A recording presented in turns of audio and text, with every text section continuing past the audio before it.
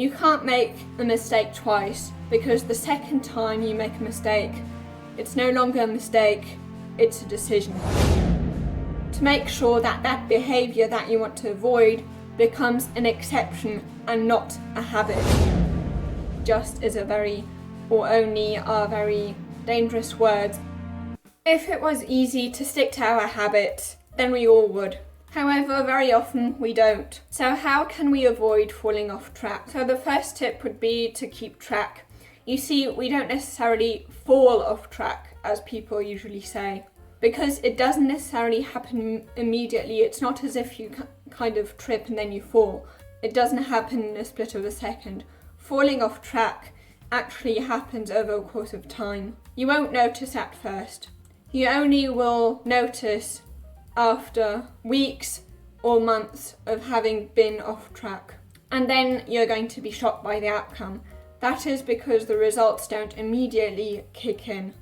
It takes some time for the negative results to appear, just as much as it takes a long time for positive results to appear, which is why starting is so difficult. And because of this delay between the actions we take and our results, if we don't track our action before, then we won't notice that we're going to get those results until it's not too late, because you can also get back on track again, but it will be more difficult once you've fallen off track to get back on. But what should we do once we've noticed that we've fallen off track a bit? Because being aware of the fact that we've fallen off track is a good first step, but it's definitely not where we should stop. Doing it once isn't that bad, even though of course it would be better if you didn't do it at all, which is why Tim Grover always says that he finds just is a very, or only are very dangerous words, because they often appear in excuses when we say we're just going to do it one more time, or we're only going to do this one time.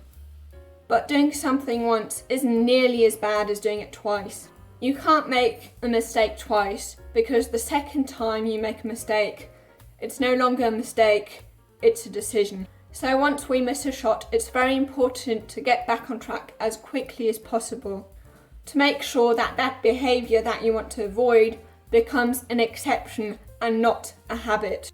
And you want to make sure that you get on track quickly again, because the longer you are off track, the longer it's going to take for you to get back on track. And that's why increasing the incentive the time you, for example, go to the gym after you missed a day is so important. As behavioural scientist Katie Milkman found out in her study, with 38 different exercise programs, increasing your incentive after you failed was one of those that worked the best among all these exercise programs that were compared. And then the third tip would be to make sure that we go for systems that work on our worst days, because we often tend to make this mistake of thinking that our future self is going to be way better, way more capable of dealing with difficult situations than now. Because as James Clear points out in his book Atomic Habits, if you think about a system that could work on your best day, you're going to fail. However, if you come up with a system that works on your worst days when you feel the laziest, then you're going to stay consistent.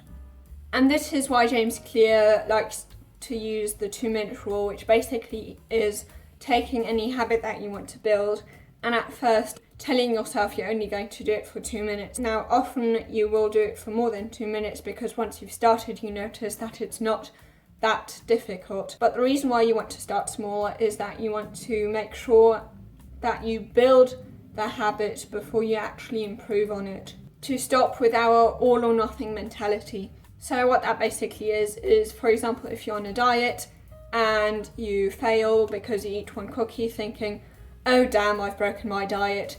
Well, now I've broken it, I might as well go on eating all the other cookies because I've already failed anyway.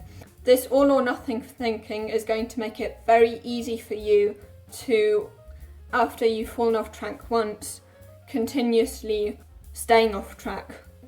What the all or nothing mentality more or less does to us is that if we don't manage to do what we said we were going to do once, we give up because we think that I can't do it anyway because of this all or nothing thinking. Either I can do it 100% of the time or I can't, and that's why they give up extremely early. Now these tips are for avoiding how to fall off track, but what should we do once we've already fallen off track? If you want to know how to deal with setbacks, you can watch this video here.